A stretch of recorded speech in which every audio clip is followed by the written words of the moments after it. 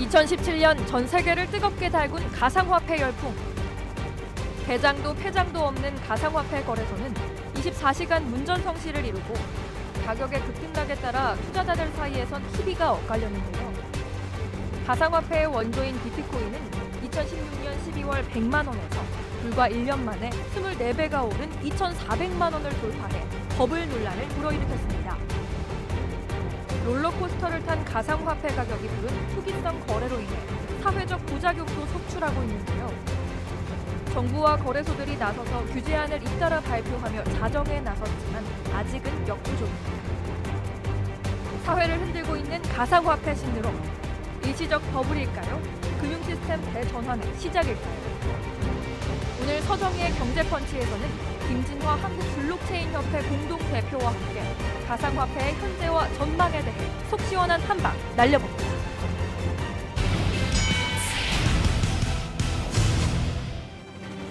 안녕하세요. 서정희의 경제펀치 서정희입니다. 한국 경제의 오늘과 내일을 고민하고 통쾌한 한방으로 문제점까지 해결해보는 경제펀치. 오늘 함께해 주실 분 소개드리겠습니다. 올해 가장 큰 화두 중에 하나 아니었을까요? 비트코인. 우리 사회의 새로운 이슈도 되고 문제도 되고 또 많은 사람들이 기대를 갖고 있다는 이 비트코인. 여기에 대해서 한번 올해 마지막으로 한번 알아볼까 싶습니다. 김진화 한국블록체인협회 공동대표님 모셨습니다. 안녕하세요. 네, 김진화입니다. 우리 김 대표께서 국내 최초의 비트코인 거래소 코빗을 설립하셨고 또 관련된 지금 협회를 지금 처음 만들고 계시다고 그래요. 네, 맞습니다. 아마 예. 가장 요즘 돌아가는 내용을 잘 아시고 또 네. 전반적인 얘기를 설명해 주실 것 같아서 한번 모셨습니다. 예, 감사합니다. 올해 네. 무척 바쁘셨죠? 네, 연말이 아주 훈훈합니다. 예. 엄동설한인데 예, 발바닥에 땀이 나고 있습니다. 그럴 네, 정도로. 네. 지금 어떻게 협회 설립은 잘 돼가십니까? 예, 저희가 이번 달에 이제 네. 자율 규제안을 발표를 네. 했고요. 예, 그래서 이 자율 규제안은 말씀대로 그러니까 정부의 규제안이 공백이다 보니까 저희 업계에서 최소한의 소비자 보호와 시장의 원칙들, 룰들을 만들기 위한 규제안을 갖다 발표를 했는데 반응이 이제 다른 나라에서 시행하고 있는 정부 규제안이든 자율 규제안이든 어떤 것보다도 강력하고 실효적인 어떤 규제안이 될 것 같다. 그런 언론에서 네, 그런 평가들을 해주셔서 네. 저희가 이것이 안으로 그치지 않고 내년도부터 바로 시행될 수 있도록 지금 만반의 준비를 하고 있습니다. 네. 예. 수수료에 대한 규제 또는 가이드라인이 있나요? 수수료에 대한 부분은 저희가 자칫 이제 담합처럼 보일 수도 있고요. 실제 그런 우려도 있기 때문에 시일링만 정해둘 수는 없을까요? 네, 수수료에 대한 것보다는 이용자들이 지금 거래소에 맡긴 자산, 네. 금전 자산과 암호화폐 자산 두 가지가 있는데요. 이것들을 거래소들이 함부로 할 수 없는 시스템, 그런 신뢰 시스템을 구축한다든지, 그리고 이제 거래소들이 해킹에 대한 위험에 노출돼 있다 보니까 네. 기본적인 내부 통제 프로세스, 그다음에 보안 시스템, 그다음에 이런 자산들을 어떻게 네. 관리해야 되는지 절차 이런 것들을 명확하게 하고 표준화하는 데 저희가 아직 역점을 두고 있습니다. 예. 네. 우리가 얘기를 풀어나가기 위해서는 네. 잘 알고 계신 시청자분도 계시겠지만 이 비트코인 네. 진짜 편하고 쉽게 한번 설명을 하고 넘어가야 될 것 같아요. 네. 근데 아무리 쉽게 설명하신다고 해도 처음 듣는 분들 입장에서는 좀 난해하던데 네. 뭐라고 설명을 해주고 싶으세요? 이 암호화폐라는 것은 암호화폐, 크립토 커런시라고 이제 영어에서 네. 표현하고 있듯이 기존의 분산 컴퓨터에다가 그러니까 서버가 없이 구동이 되는 분산 네. 컴퓨팅에다가 암호학을 결합시켜서 그러니까 가장 핵심은 중앙의 금융기관, 즉 장부 관리자 없이도 전 세계에 있는 사람들이 인터넷에 연결돼서 서로 화폐 단위, 비트코인의 경우에는 비트코인이라는 화폐 단위를 주고받는데 중앙에 장부 관리자가 없고요. 이 블록체인이라는 분산 장부에 거래 내역이 차곡차곡 쌓이는 겁니다. 예. 근데 이 거래 내역을 이 채굴자를 비롯해서 여기 참여하는 사람들이 다 같이 검증을 하다 보니까 이렇게 중간에 장부 관리자가 없는데도 주고받은 화폐 내역들이 위변조 없이 정합적으로 지난 9년간 2009년 1월 3일부터 가동이 돼서 지금까지 그런 위변조가 없이 관리자 없이 이렇게 왔다라는 어떤 최초의 사례를 만들어내게 된 거죠. 그래서 가장 쉬운 설명으로는 저는 암호화폐는 MOIP다. MOIP? Money over 인터넷 프로토콜이다. 그러니까 저희가 VOIP라고 이렇게 말씀드리면 쉬울 것 같아요. VOIP라고 해서 저희가 이제 출장 가면은 뭐 카카오톡으로 전화를 한다거나 그렇게 쓰지 않습니까? 예전에 전화선은 나라마다 한두 개의 텔레폰 컴퍼니들, 통신회사들이 독점하고 있었고 우리가 목소리를 상대방에게 실어 보내려면 그들의 독점적인 라인을 이용할 수밖에 없었던 거죠. 근데 인터넷 시대에 보이스가 인터넷 프로토콜 위에 타고 인터넷 망 위에 타고 흐르면서 그런 독점이 무너진 겁니다. 그래서 지금 저희가 카톡을 하고 텔레폰 통신회사들의 독점도 무너지고 이런 것들인데 예컨대 돈도 예전에는 은행이라든지 각국의 은행들이 연합해서 만든 스위프트 같은 독점적인 망을 통해서만 전 세계로 흘러다닐 수가 있었는데 이제 비트코인 같은 네트워크가 만들어지니까 이것이 인터넷을 타고 돈이 흐르는 효과를 보게 된 거죠. 물론 이 돈은 법정화폐와는 다를 겁니다. 그래서 우리가 MOIP다. 이것이 가장 직관적인 이해가 아닐까 싶습니다. 쉽게 설명을 해주신다고 했는데 더 어려워진 것 같습니다. 실패군요. 제가 실패. 한번 저 잘 모르거든요. 한번 여쭤볼게요. 화폐가 이 화폐인 이유는 일단 몇 가지 조건이 있어야 될 것 같아요. 하나, 화폐가 화폐이려면 마구 찍어낼 수 없어야 될 것 같거든요. 이건 뭔가 수량이 제한돼 있나요? 네, 제한돼 있습니다. 비트코인의 경우에 2145년까지 2100만 단위만 발행이 되게끔. 사실 그 희소성 때문에 디지털 골드다 뭐 이런 평가를 받고 있기도 하죠. 그다음에 또 화폐가 화폐이려면 나름대로 물론 지금 요즘 통용되고 있는 현대 사회에서의 그 어떤 피아트 머니라고 그럴까요? 이런 지폐 정부가 보증함으로써 통용되고 있는 그런 화폐와는 좀 다르겠습니다. 원래 화폐는 사용 가치가 있어야 되거든요. 금본위 시대의 금이라든지. 근데 이거는 비트코인은 그런 사용 가치는 없는 거 아닌가요?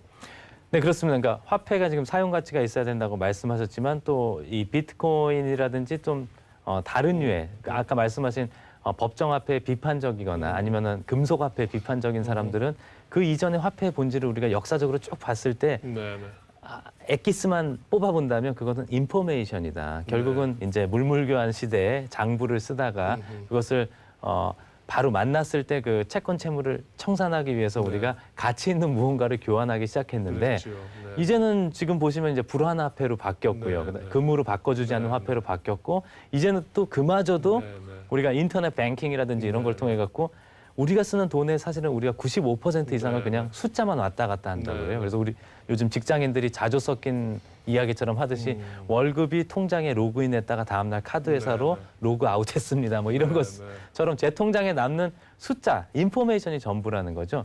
따라서 비트코인의 발상은 그런 인포메이션을 중앙 관리자 없이 한번 각자가 장부를 쓰면서 기재해보자 이런 분산의 철학에 의해서 만들어진 금융 네트워크다. 이렇게 이해를 하셔도 좋을 것 같습니다.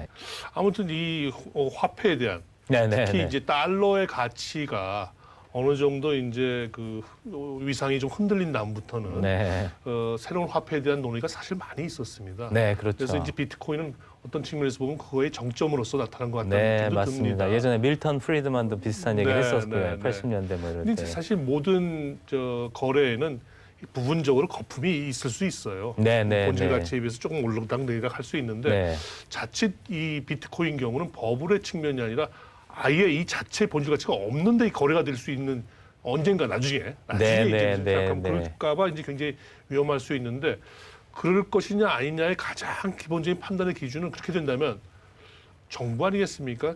이 기존의 이제 모든 화폐는 이제 정부가 이제 어떻게 개런티해서 정부 주권 통화 주권이라는 게 있는 건데 비트코인이 그걸 압도하고 새로운 통화로서 인정받으려면 모든 나라가 어떻게 보면 통화 주권이라고 하는 부분을 좀 유보하든지 포기하든지 아무튼 이게 이 기존의 통화와 비트코인이 하나의 경쟁제가 돼서는 과연 양립할 수 있을까 하는 생각이 듭니다. 그래서 저는 사실 2013년도부터도 너무 장밋빛 전망 있지 않습니까? 뭐 이것이 달러를 대체할 거다라고 뭐 호들갑을 떤다든지 아니면 반대로 너무 비관적으로 보는 저는 항상 진실은 그 중간 어디에 있을 거다라고 주장을 해왔습니다. 그래서 저는 그러니까 사실은 말씀하신 대로 통화 주권이라든지 이런 통화에 대한 문제들은 사실은 굉장히 경제적인 문제뿐만이 아니라 기술적인 문제뿐만이 아니라 굉장히 지정학적인 문제지 않습니까? 따라서 저는 비트코인이나 이런 여타의 암호화폐들이 민간의 자발적인 화폐이기 때문에 이런 국가의 뭐 강제 통용력이라든지 발권의 독점력을 가진 법정화폐와 대당하는 일은 없을 것이다. 이것이 보완제로서 어떤 기능을 보완할 수 있을까요? 실제로 우리가 후진국, 그러니까 저개발국에서 보면 달러와 자국 통화를 같이 씁니다. 그쪽 우리 뭐 캄보디아나 이런 국가에 가면은 그렇게 쓰고 있는데요.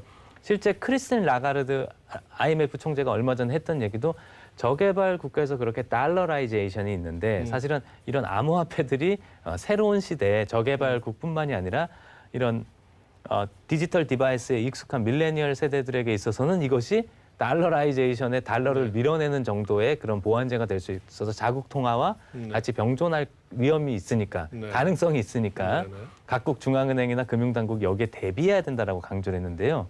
저도 그 비슷한 생각을 갖고 있습니다. 아무튼 뭐 저 이상적으로는 이론적으로는 가능한 얘기 같긴 해요. 맞습니다. 그래서 저는 강조하는 게 아직은 실험 중이다. 이런 비전들과 이상들과 이런 티어리, 이론들은 있는 건데 이건 아직 현실의 냉혹한 검증을 거쳐야 되는 거고 이제 겨우 비트코인이 10년간의 검증 기간을 거쳐온 것에 불과합니다. 근데 이제 아까 IMF 얘기하셨습니다만 달러, 미국이라는 곳에서 어떻게 하느냐가 굉장히 중요한 관건인데 일단 미국은 부분적으로 선물 거래소도 설치하고 그랬어요. 맞습니다. 이걸 뭐 자기 달러를 포기한다는 뜻인가요? 뭔가요? 제가 보기에는 이렇습니다. 미국은 만약에 뭔가 이거 너무 과열되고 비정상인 것 같은데라는 사회적인 컨센서스가 생겨나면 이거를 정부가 직접 개입하기보다는 시장에 존재하는 시스템을 통해서 일군의 사람들이 비정상이고 과열이라고 믿는 것들을 견제하고 제어할 수 있게끔 한다. 저는 그래서 선물 시장을 허가한 것을 그렇게 봅니다. 그래서 이제 실제로는 미국에서는 비트코인이 과열돼 있다라고 판단을 하면 거기에 이제 숏 포지션을 선물 시장에서 취하게 되면 이제 심지어는 돈까지 벌 수 있습니다. 그러니까 사람들이 더 합리적으로 판단하고 시장 메커니즘이 만약에 비정상적인 부분이 있다면 빠르게 정상화될 수 있는 것이죠. 일단 뭐 현실로서 인정을 하되 그 부분을 통제하에 두기 위해서 시장으로 끌어들였다 이렇게 봐야 될 것 같죠. 그게 더 이제 현명한 것 같습니다. 아무튼 활발하게 거래가 되고 있다는 게 현실이에요. 네, 맞습니다. 거래가 되고 있고 거기에 가격이 지금 붙어 있는데 현재 가격이 너무 급등락이 심해요. 그래서 뭐 심지어는 요즘에 뭐 어떤 측면에서 보면은 무슨 복권이라든지 스포츠 토토나 무슨 경마 이런 쪽이 한산해졌다. 사람들이 전부 이쪽으로 몰리고 있다. 좀 과한 얘기 같습니다만. 그럼 좋은 거 아닌가요? 근데 여기 뭐 투기장이 그쪽에 있던 투기장이 이쪽으로 옮겨온 것밖에 변화가 된 게 아닐 수 있죠. 만약 그런 투기라면 이거 너무 좀 위험하지 않을까요? 네, 그래서 위험성에 대한 경고가 굉장히 필요한 것이 맞고요. 그래서 정부가 그 위험성을 경고하시는 것들은 저는 맞다라고 봅니다. 그리고 다음으로 해야 될 것들이 이제 올바른 정보들이 우리가 공유가 돼야 될 것이고요. 이 비트코인이나 이 블록체인 기술도 이 시장에 참여해서 시세 차익만 노리는 사람들만 있는 것이 아니라 이것의 기술적인 가능성을 보는 진지한 논의도 분명히 있기 때문에 사실 그런 투기적인 요소는 최대한 제어하면서 이 밝은 면만을 어떻게 우리의 성장 엔진으로 삼는 방법이 무엇일까 이런 것들을 그렇게 어두운 면을 최소화하고 밝은 면을 극대화시켜서 사회화시키는 게 저는 그 사회의 역량이라고 봅니다. 지금 1비트코인의 시세가 지금 얼마 가고 있어요? 오늘 기준으로 한 2천만 원 정도 2천만 원. 1단위가 거래되고 그러니까 있습니다. 지금 한참 급등했다가 조금 떨어졌다가 다시 조금 회복된 이 상태인데 현재 한 2천만 원 하고 맞습니다. 제일 지금 높은 가격 찍었을 때가 얼마였습니까? 원화 기준으로 한 2,400만 원이었고요. 2,400이요. 달러 기준으로 19,800달러 정도였습니다. 우리 김 대표께서는 비트코인을 처음에 코빗이라는 거래소를 이렇게 설립도 하셨는데 그때도 이제 비트코인 거래도 하셨지만 일부 좀 보유도 해보셨겠죠. 사업하기 전에 비트코인을 알고 그 매력에 빠지면서 저도 사용을 해봐야 되니까. 그래서 요즘 외신 나오는 거 보니까 이제 뭐 월가에서나 미국 실리콘밸리에서 뭐 지금 비트코인 거부로 유명해지신 분들보다 제가 더 싸게 샀더라고요. 얼마에 사셨습니까? 저는 하여튼 한 공개하셔도 될지 70불, 50불 이럴 때 샀는데 그분들 윙클버스 브라더스 쌍둥이 형제 같은 경우 100불에 사고 이랬던데 지금 무슨 한 200불 문제는 저는 항상 이런 투기적인 투자라든지 이런 제가 주식 투자도 잘 안 하던 사람이어서 많이 안 샀다는 거. 많이 안 사고 그들보다 싸게 하셨나요? 샀지만 투자자 입장에서 얼마까지 갈 수 있다고 한번 기대를 해보시나요? 기대를. 저는 여기서 더 이상 안 오르거나 여기서 50%로 50% 절반으로 추락을 해도 아무도 이의 제기를 안 할 것 같아요. 그만큼 이 시장은 역사적으로 가격 데이터라든지 이런 것들이 없고 네. 기존의 투자 자산 시장에서도 굉장히 예외적인 에셋이라고 많은 전문가들이 네. 이야기를 하고 있습니다. 네. 그래서 가격에 대한 예측을 하는 것보다는 저는 이것이 앞으로 어떤 쓰임새를 갖게 될 것인가. 네. 또 이 비트코인의 뒤를 이어 나온 여러 코인들은 보다 분명한 목적들을 갖고 있습니다. 네. 이런 것들이 현실에서 만약에 아이오타라는 새로운 코인은 IoT 시대의 디바이스 간의 머신투머신 금융 거래를 겨냥해서 네. 나온 코인입니다. 네. 그래서 이런 것들이 어떻게 자리를 잡고 이런 것들이 전체 생태계를 어떻게 구성하느냐에 따라서 저는 비트코인 이 대장주인 네. 비트코인의 가치가 결정될 거다. 예, 그렇게 보고 있습니다. 그래서 아까 말씀드렸듯이 지금 뭐 하나에 막 2만 불하고 1 단위에 그렇지만 여전히 이거는 불과 10년의 우리가 임상 경험을 가진 네. 아직은 실험실의 존재다 이렇게 보고 네, 있습니다. 네. 예. 그래서 현재 지금 거래소가 지금 우리 국내에 몇 개쯤 지금 개설이 주요 있을까요? 거래소가 한 4개 정도 되고 있고요. 앞으로 더 늘어날 것 네, 같죠? 지금 준비 중인 곳까지 모두 포함하면 한 20개 이상 거래소들이 생겨날 거라고 보고 있습니다. 예. 그렇게 거래소가 설립이 지금 계속 늘고 있는 건 그만큼 뭔가 수수료 수입이 짭짤하기 때문에 그럴 텐데 그렇죠. 지금 현재 예. 수수료가 몇 퍼센트 정도 됩니까? 한국의 거래소들은 한 0.1% 그 밑에 정도에서 대략 네. 조금씩 다른데 형성이 되고 네, 있고요.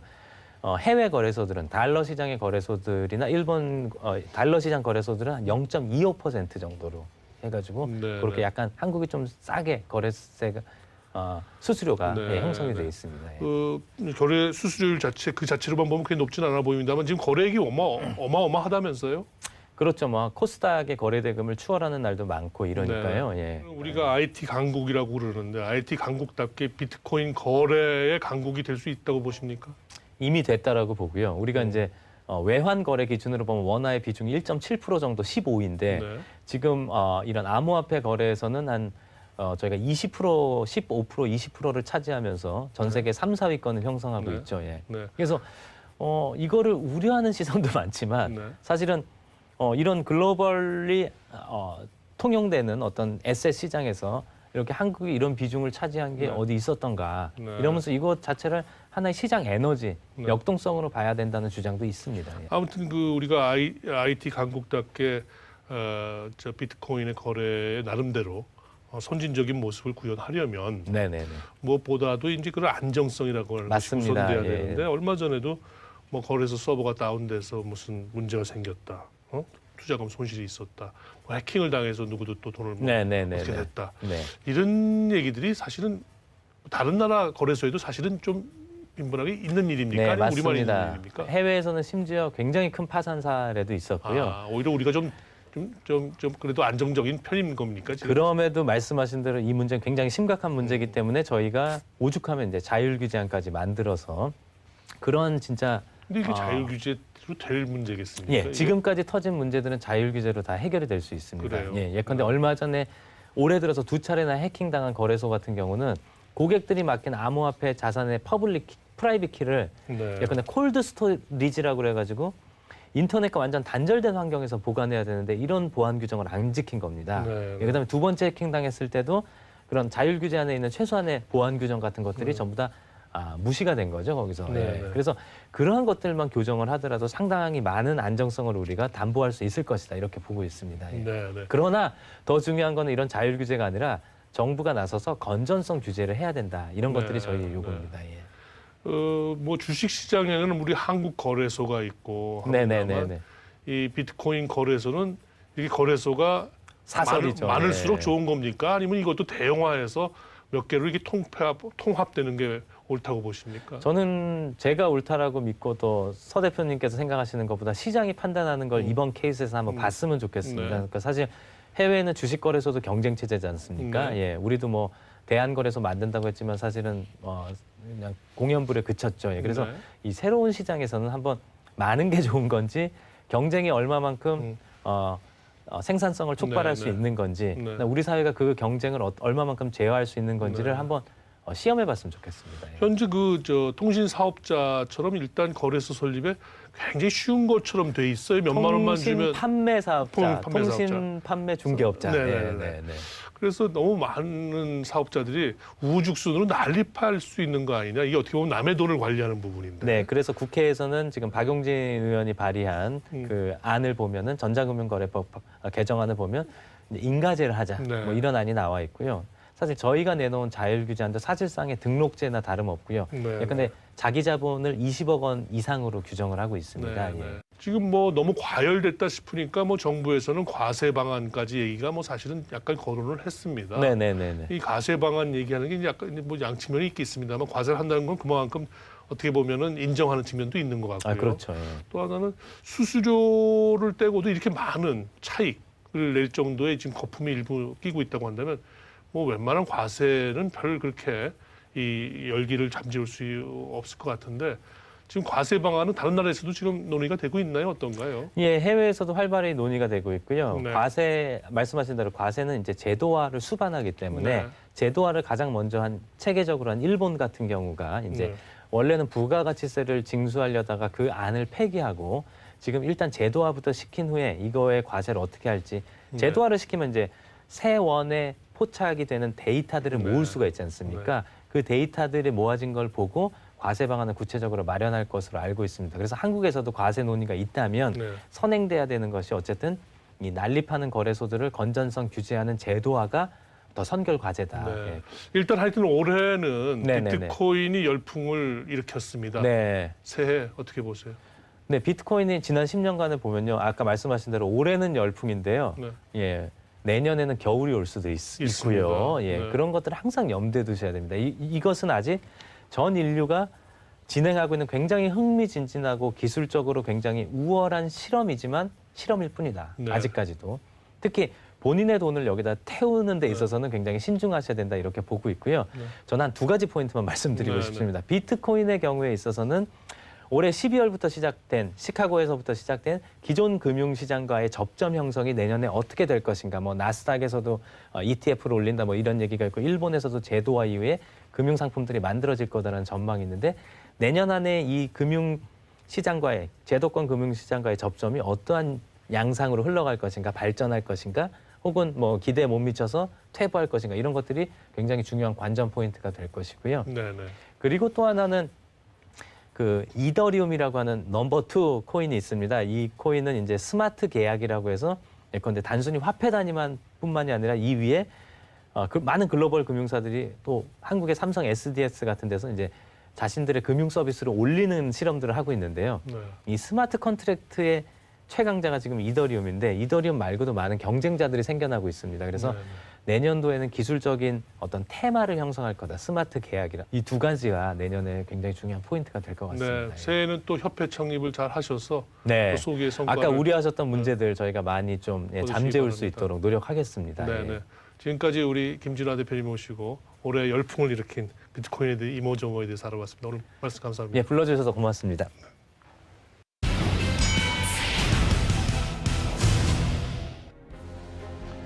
예, 매년 새미시 되면 다사다난했다 이 말씀을 드리는데 올해 특히 그랬던 것 같죠. 정치적으로도 그랬고요.